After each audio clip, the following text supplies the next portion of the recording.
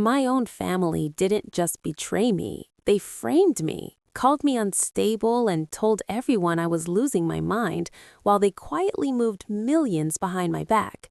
But what they didn't know was I had already traced every account, every shell transfer, and handed it straight to federal investigators. And at 6:12 a.m., the raid hit their office doors. And months later, the same people who called me crazy were standing in court facing prison because my legal revenge wasn't emotional. It was documented, calculated, and irreversible. So if you think being silent makes you weak, listen closely, because I'm the one they tried to erase, and this is how I destroyed everything they built. Chapter 1. By the time my husband told me he wanted a divorce, he had already taken my son, moved our money, and built a version of our life that didn't include me. I just didn't know it yet. It was a cold morning in late February in Plano, the kind of quiet that makes everything feel normal even when it isn't. I was in the kitchen, half awake, pouring coffee, when Ryan walked in fully dressed, calm, holding a folder like he had somewhere else to be. He set it down on the counter in front of me and said he had filed for divorce the previous week in Collin County. No build-up, no warning, just information. Then he added that he was seeking full custody of our son, Lucas. I remember blinking at him, waiting for something else to follow, an explanation, an argument, anything that made it feel real. Nothing came. We had been married since 2011, 12 years. We built a routine that made sense. I worked as a senior financial analyst, handled every bill, every account, every long-term plan. Ryan worked in commercial real estate, always talking about developments, investors, expansion across North Texas. We weren't perfect, but we were stable. Or at least I thought we were. The man standing in front of me that morning didn't look angry or hurt. He looked finished. I asked him what he meant about custody. He said Lucas would stay with him for now because it was better for consistency. The way he said consistency made it sound like I was the problem without actually saying it. When I pushed, his tone shifted just slightly, still calm but sharper. He said I'd been unpredictable lately, that I got overwhelmed, that this was exactly why he needed to take control of the situation. He said it like he had already explained it to other people. I felt something twist in my chest, not just from what he was saying, but from how easy it seemed for him to say it. The next few days didn't feel like a fight. They felt like a transition I hadn't agreed to. One of our joint accounts was suddenly missing a significant amount of money, not everything, just enough that I couldn't ignore it. The rest of our funds were locked under a temporary order tied to the filing. I couldn't access anything without going through attorneys. Ryan never raised his voice during any of it. He stayed measured, reasonable, like everything happening was logical, like I was the only one struggling to keep up. Lucas changed faster than anything else. At first, he just got quiet, short answers, avoiding eye contact. Then one afternoon, I reached out to fix his hoodie collar, and he stepped back before I could touch him. Not dramatic, just instinctive, like I made him uncomfortable. I tried to laugh it off, but it stayed with me. That night, I heard him talking in his room. His voice was low, careful, like he didn't want to be overheard. He said he felt safer when things were calm, that he didn't like when I got intense, that he just needed space from me for a while. Then he said something that didn't sound like him at all. He said maybe it was better if I didn't come to his games for a while. I stood in the hallway listening, feeling like I was hearing a stranger describe me. Lucas had never talked about me like that before. That wasn't something a 12-year-old comes up with on his own. I started questioning everything, not just Ryan, but myself. Had I missed signs? Had I been too focused on work, too controlling, too emotional? Ryan reinforced it in small ways, little comments that sounded harmless on their own, but added up over time. He told me I tended to spiral, that I didn't always see things clearly, that I made situations bigger than they needed to be. It didn't feel like he was attacking me, it felt like he was slowly redefining me. One evening, after Lucas went to bed, I opened the laptop we used for bills. I wasn't looking for anything specific, I just needed something that made sense. That's when I found it. A deleted document still sitting in the system cache. Most people wouldn't have noticed it. I almost didn't. The file name was generic, easy to overlook. But when I opened it, I saw a company name I'd never seen before. Redwood Crest Holdings, registered in Delaware. My stomach dropped. Ryan had never mentioned it, not once. And I knew his business. I tracked everything, every property, every loan, every partnership. That had always been my role. There was no reason for a company like that to exist without me knowing, unless it was meant to stay hidden. I read through the document again. Ownership structure, a series of transfers, dates that didn't match anything Ryan had ever told me about his deals, amounts that lined up too closely with what had disappeared from our account. My chest tightened as the pieces started to connect. This wasn't just a divorce. This was preparation. I thought back to the timing, the account changes, the custody filing, the way Lucas had started pulling away from me, like someone had been shaping how he saw me long before that morning in the kitchen. None of it felt sudden anymore. It felt designed. I closed the laptop and sat there in the dark, trying to figure out how long this had been happening without me realizing it. Weeks didn't feel like enough. Months made more sense. Maybe longer. Then a quieter thought settled in, one I hadn't let myself say out loud yet. If he had already moved the money and already shifted Lucas away from me, then the divorce wasn't the plan. It was just the part I was allowed to see. The man I had trusted with every part of my life had been building something behind my back, not just an exit, something structured, something protected. And for the first time since he handed me those papers, the question that settled in wasn't why he wanted to leave. It was what he had set up so completely that by the time I understood it, there would be nothing left for me to fight for. Chapter 2. It took less than 2 days for everything to turn against me in a way that felt coordinated. The envelope showed up mid-morning, thick and official, the kind that tells you before you even open it that whatever's inside is not going to be small. Ryan's attorney, Michael Grayson, had sent over a full filing package. I sat down and opened it anyway. The first few pages read like a summary of someone else's life. Then I saw my name. According to the documents, I had a pattern of unstable financial behavior. I made impulsive decisions. I created risk. I struggled to maintain emotional consistency. I was not a dependable parent. I actually let out a short laugh, the kind that comes out when something is so wrong your brain doesn't know how to process it. Then I kept reading. The numbers were real. That was the part that made it dangerous. They came from accounts I had managed, transactions I had approved, but they had been pulled apart and rearranged in a way that told a completely different story. A story where I looked reckless, a story where I looked unsafe. I called Ryan without thinking. He answered right away, like he had been expecting it. I asked him if he had read what his lawyer sent. He said yes. I asked him if he actually believed that was true. There was a pause, just long enough to feel deliberate. Then he said it reflected concerns he had for a long time. My chest tightened. I told him he was twisting everything. He said the court would look at the facts. Then his tone shifted, not louder, just colder. He said he wasn't willing to risk Lucas growing up in an environment that felt unstable. I stopped talking, because in that moment, it clicked. He wasn't arguing with me, he was building a case. I hung up, staring at my phone like it might explain how this had gotten so far without me seeing it. That afternoon, I met with a family attorney named Dana Mercer. Her office was quiet, almost too calm for what I had just read. I handed her the documents and watched her go through them page by page. She didn't interrupt, didn't react, just read. When she finished, she looked at me and asked when Ryan started changing. I started to say recently, then stopped, because that didn't feel right.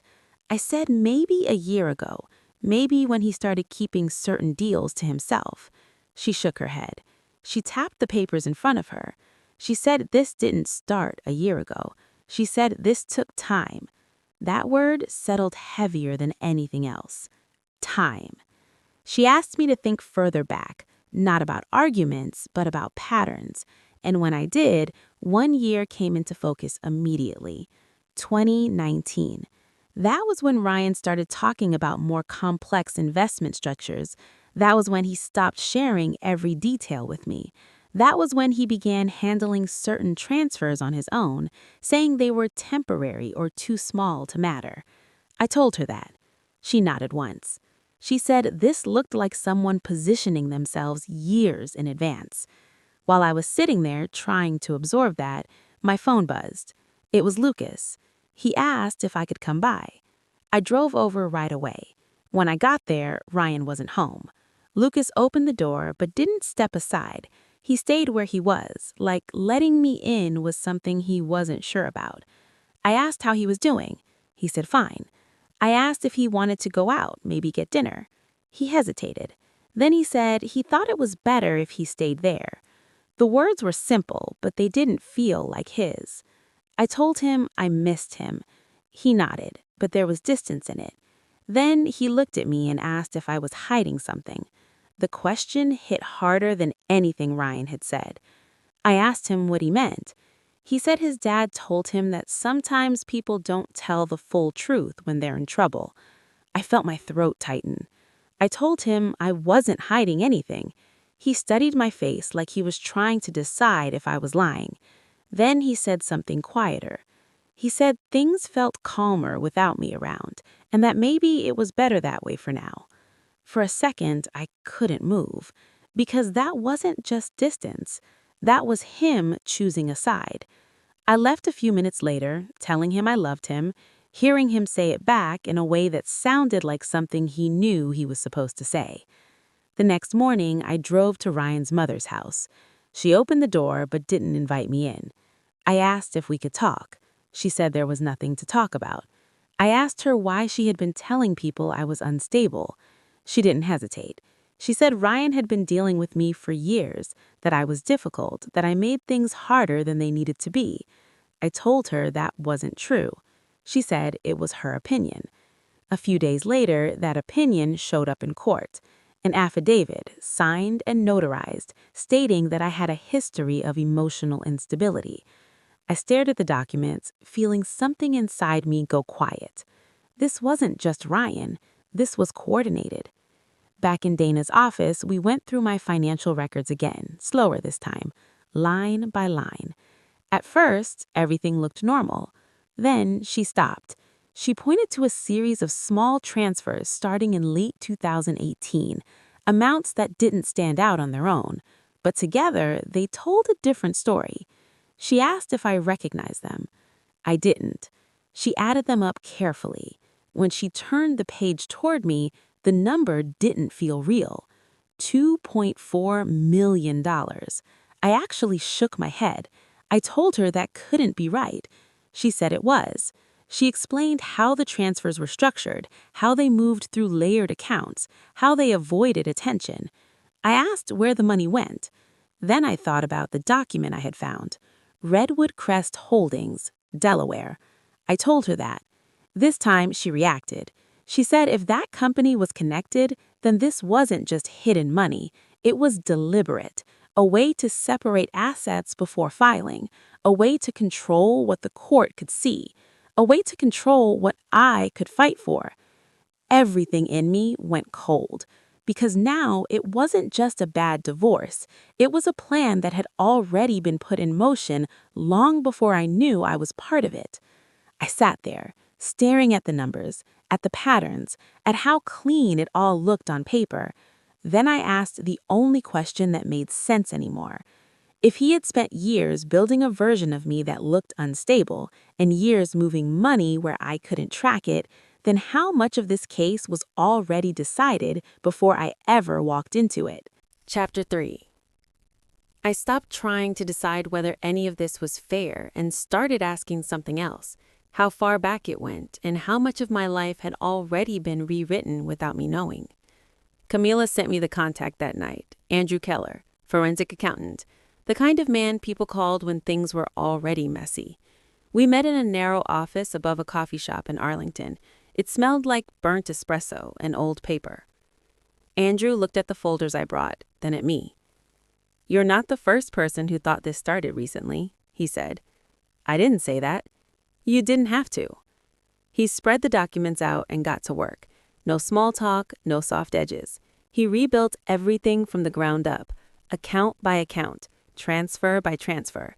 I watched him move through it like he already knew what he was going to find. At first, nothing stood out. Clean records, predictable patterns, the kind of normal that makes you doubt your own instincts. Then he leaned back slightly. "Here," he said. It was a transfer I had seen before. I almost told him that. "It looks routine," I said. "It's not the amount," he replied. "It's the speed." Money hit one account, and within hours it was moved again into Hale Property Group. Not the next day, not after a few days, the same afternoon. "People who move money like this aren't reacting," he said. "They're following a plan." From there, it started to spread. Hale Property Group fed into smaller entities, clean names, nothing flashy. Each one peeled off another layer until we hit something registered out of Delaware: Blue Cedar Holdings. I said the name out loud, and it felt empty, like it was designed to be forgettable. "Shell?" I asked. "Likely," Andrew said, "but shells still leave fingerprints if you know where to look." We kept digging. Days started to blur together. Numbers, statements, late nights that turned into early mornings. I stopped checking the clock. I stopped answering calls that weren't about the case. At some point, I noticed Andrew watching me instead of the screen. "What?" I asked. "You're taking this personally," he said. "It is personal." He held my gaze a second longer than necessary. "That usually makes people sloppy." "I'm not sloppy." "We'll see." That sat with me longer than I expected. 2 days later, he showed me something that felt like a break. A bank record tied directly to Blue Cedar. Clean, original, exactly the kind of thing a judge couldn't ignore. For a few hours, I let myself believe we had him. That belief didn't last. Andrew called me early the next morning. "Don't use that document," he said. I was half asleep. "Why not?" "It's been altered." I sat up. "Altered how?" "Subtle. Enough that opposing counsel will tear it apart. So it's useless." "In court, yes." I hung up and stared at the wall. My first real piece of proof, and it had already been neutralized. That was when it clicked. Ryan hadn't just moved money. He'd built protection around it. Layers designed to survive exactly this moment. Later that day, I noticed something else. An email notification on my phone. Security alert. Attempted login from a location I didn't recognize. I froze for a second, then opened it. The attempt had failed. No access, just a warning. I called Andrew. "Have you accessed any of my accounts outside your usual setup?" I asked. "No," he said. "Why?" I told him. There was a pause on the line. "Change your passwords," he said. "All of them." "You think this is connected?" "You should assume it is." The line went quiet again, just for a second too long. "Andrew," I said, "is there something you're not telling me?" "If there is, it's because I don't have proof yet." "That's not an answer. It's the only one you're getting right now." I hung up feeling worse than before. That night, Lucas barely spoke during dinner. "School okay?" I asked. He shrugged. "It's fine." "You seem tired." "I'm not." He kept his eyes on his plate, pushing food around like he was trying to make it disappear. "Did something happen?" I asked. "No." The way he said it made it clear the conversation was over. After he went to bed, I stood in the hallway outside his room longer than I should have. I could hear him moving around inside. Then everything went quiet. I used to know how to reach him. Now I wasn't sure. The next day, Andrew sent me a file. "Read this carefully," he said. It was a chain of emails from 2018 between Ryan and a lawyer whose name I didn't recognize. The tone wasn't casual. It wasn't theoretical. It was deliberate. They discussed asset structures, timing, how to position funds so they would be protected if things fell apart. One line stopped me. "We should assume she will not see this coming." I read it again. In 2018, we had taken Lucas to the beach. He had built a sandcastle that kept collapsing, and Ryan had laughed, helping him rebuild it over and over until it stood. While he was doing that, he was planning this. I closed the file and sat there, trying to connect those two versions of him. They didn't fit. "Do you trust me?" Andrew asked. I hesitated. "I don't know yet," I said. "That's fair," he replied. "You shouldn't." That's not exactly reassuring. "No," he said, "but it's honest." There was something in the way he said it that didn't sit right. Not wrong exactly, just incomplete. "Why are you helping me?" I asked. A pause. "Because I've seen what happens when people like him win. People like him. Not Ryan, not my husband. Something broader." Before I could ask anything else, he shifted. "I found something else," he said. "What?" "Not a copy this time. Original data, direct link to Blue Cedar." My heart started to race again. Slower this time, more cautious. "Can it hold up?" I asked. "Yes," he said, "if we handle it correctly." I let that sink in. Real evidence, not something that could be dismissed or explained away. For the first time since this started, I wasn't just reacting. I was preparing. But as I sat there, staring at the screen, I couldn't shake the feeling that something had already shifted. The login attempt, the altered document, the way Andrew chose his words. If Ryan knew I was getting close, he wouldn't wait. And if he didn't know yet, he would soon. Chapter 4.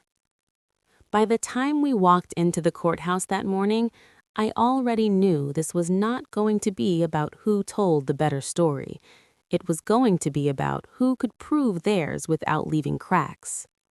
Camila kept her pace steady beside me, not too fast, not too slow. She had that look again, the one that meant she was 3 steps ahead of everyone else in the room. "Remember," she said under her breath, "they think they've already won." I nodded. "Have they?" She didn't look at me. Not today. Inside, the courtroom felt smaller than I remembered, or maybe it was just the weight of everything pressing in. He was already there. Ethan Cole sat with Evan Holt, calm as ever, flipping through a folder like this was routine. When he glanced up, our eyes met for a second. No smile, no anger, just calculation, like he was adjusting in real time. Judge Rebecca Klein entered and took her seat. The room settled. Evan went first. He moved clean, confident, laying everything out again. My supposed instability, my decisions, Lydia's testimony sharpened just enough to sound credible without ever being provable. "She has demonstrated a pattern of emotional volatility," he said. I felt it hit, but I didn't move. Camila's voice in my head, "Don't react." When he finished, the room felt tilted in his favor, subtle but real. Camila stood. "Let's keep this simple," she said. She started with basic questions: income, declared assets, routine disclosures. Ethan answered smoothly. "Yes, that's correct. I don't recall the exact figure." He sounded relaxed, comfortable. Camila let him settle into that rhythm. Then she shifted. "Are you familiar with an entity called Red Oak Holdings?" A pause. Small, but there. "Yes," he said. "It's a minor investment."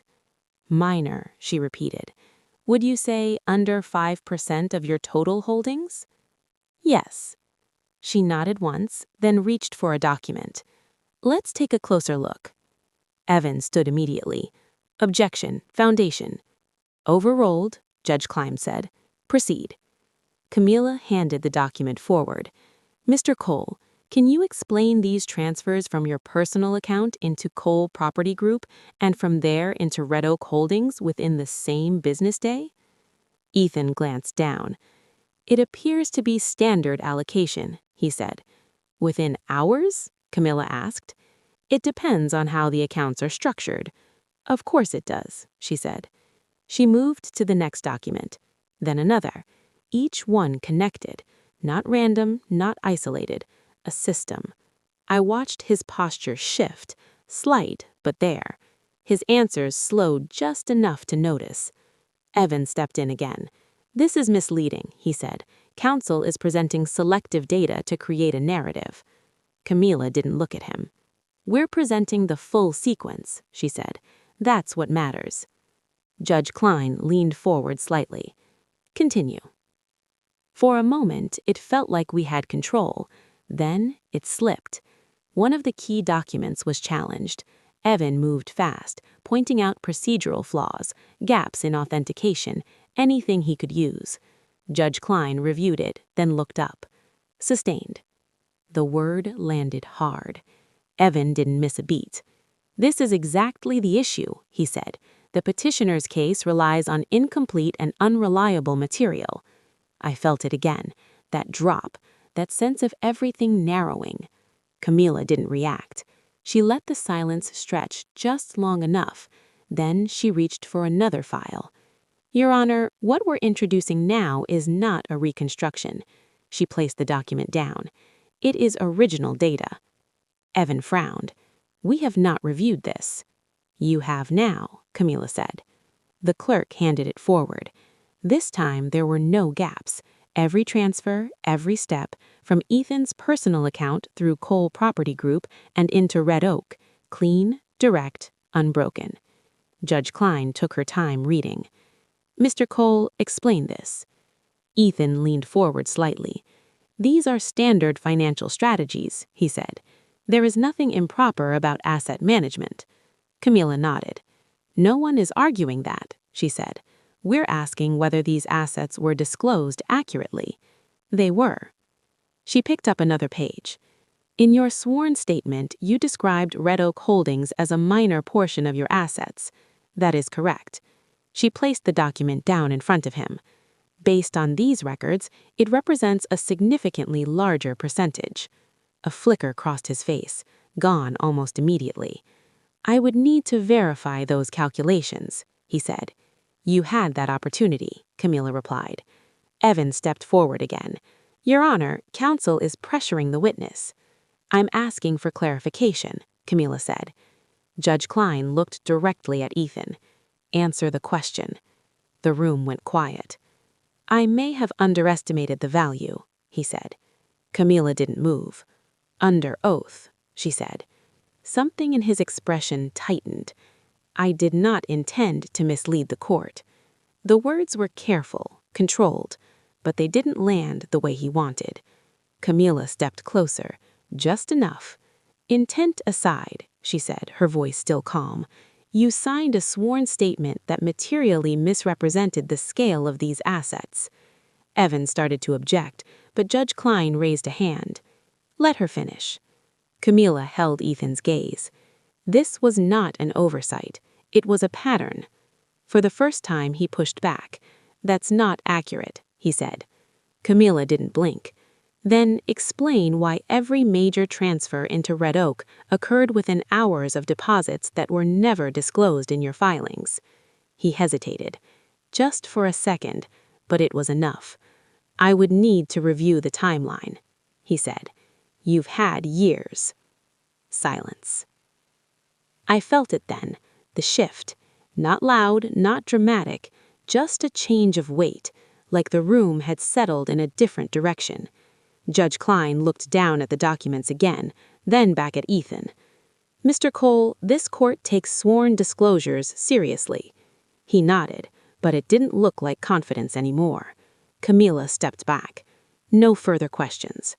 I watched him as he sat there, still, composed on the surface. But it was different now. The edges were showing. As the judge called for a recess, the room broke into quiet movement. Papers gathered, chairs shifted, low voices returned. Camila turned to me. "That's the break," she said. I nodded, but my eyes stayed on him. Ethan across the room speaking to Evan in a low voice. Then he stopped and looked up. This time there was no calm in it, no control, just something colder, measured, calculating, like he was already moving on to the next step. And in that moment, I understood something I hadn't let myself fully believe before. He wasn't finished, not even close. Chapter 5. The weeks after the hearing did not feel like a finish line. They felt like everything was still settling into place, slow and uneven, like the ground hadn't quite decided where it would hold. Camila called on a Tuesday morning while I was standing in my kitchen, staring at a cup of coffee that had gone cold. "It's final," she said. I didn't answer right away. "The court found clear financial non-disclosure," she continued. "Significant assets were concealed. The division has been adjusted in your favor." I let out a breath I didn't realize I had been holding. "And custody?" "You have primary placement," she said. "It's structured, but it's real. He doesn't control that anymore." For a moment, I just stood there. "That's it?" I asked. "That's the part you fought for," she said. "The rest comes after." After. When the call ended, the house felt different. Not lighter, not happier, just steadier, like something that had been pulling at everything finally let go. The first sign that things were shifting didn't come from him. It came from everyone else. A short article showed up online, buried in a local business section. It mentioned discrepancies in financial disclosures tied to a real estate developer. No names in the headline, but enough detail in the body for anyone paying attention. Then another piece followed. Then another. People started asking questions, not directly, not publicly, but in that world, questions travel faster than facts. Within days, I heard about a deal that stalled, a partner who stepped back, a meeting that never got rescheduled. No one called it fallout, but that's what it was. A week later, Camila called again. "There's been a referral," she said. "For what?" "Further review of financial conduct. It's not public yet." "Will it be?" "It usually is, eventually." I leaned against the counter. "Does he know?" "Yes." She didn't need to say anything else. The rest happened quietly. Calls stopped being returned. Invitations stopped being sent. People who used to stand next to him in rooms started finding reasons not to be there. No announcement, no collapse, just distance. The kind you can't fix once it starts. At home, things moved slower. Lucas didn't come back all at once. He didn't suddenly trust me because a judge signed a piece of paper. The first night he stayed over, he sat at the far end of the couch, arms crossed, watching something on the screen without really seeing it. "Do you want something to eat?" I asked. "I'm okay." "You sure?" He nodded, still not looking at me. I gave it a minute, then sat down on the other side of the couch, leaving space between us. After a while, he spoke. "Why didn't you tell me before?" I looked at him. "I didn't know how," I said, "and I didn't want to say something I couldn't prove." He picked at the sleeve of his shirt. "Dad said you were making things up." I let that sit. "And what do you think?" I asked. He hesitated. "I think you waited until you knew, not until you felt like you were right." That caught me off guard. "I needed you to see it for yourself," I said. He nodded slowly. "I do now." The room felt quieter after that. Not empty, just calm. A few weeks later, I saw him again. It wasn't planned. It never is with people like that. We crossed paths in a parking lot outside a building we used to walk into together without thinking. He looked the same from a distance, same posture, same controlled expression. But up close, there was something else. Tension. "You pushed this further than I expected." His voice was steady, but it didn't carry the same certainty. "I didn't push anything. I just stopped letting it slide." He gave a short nod. People are talking. I know. They don't know everything. They know enough. That landed. For a second, neither of us spoke. This isn't over, he said. I believed him, but the difference was I didn't feel that drop in my stomach anymore. I'm not waiting for it to be. He studied me for a moment, like he was trying to find the version of me he'd already planned around. He didn't. Be careful, he said. It sounded less like a threat and more like something he was telling himself. Then he walked away. I watched him go, and for the first time, I didn't feel the need to follow, to explain, to prove anything. At home, things moved slower. Lucas didn't come back all at once. He didn't suddenly trust me because a judge signed a piece of paper. The first night he stayed, he sat at the kitchen counter while I made dinner. You don't look worried anymore. I smiled a little. I still worry, I just don't question myself the same way. He nodded like that made sense. That's better, he said. We stood there for a moment, the kind of quiet that doesn't need to be filled. I didn't win like I used to imagine. There was no moment where everything snapped into place, no celebration, no clean ending. What I got was something else. Clarity. The kind that doesn't come from someone telling you you're right, but from watching the truth hold up when it matters. He thought he had taken everything from me, my voice, my stability, my place in my own life. What he really did was force me to see clearly. And once you see something clearly, you can't go back to pretending you don't. If any part of this felt familiar, I want you to think about this. Would you have kept quiet, or would you have pushed back the moment something felt wrong? Because the truth might take time, but it doesn't disappear, and neither should you. If this story meant something to you, stay with me, share your thoughts below, and follow along for more stories that might feel a little closer to your own.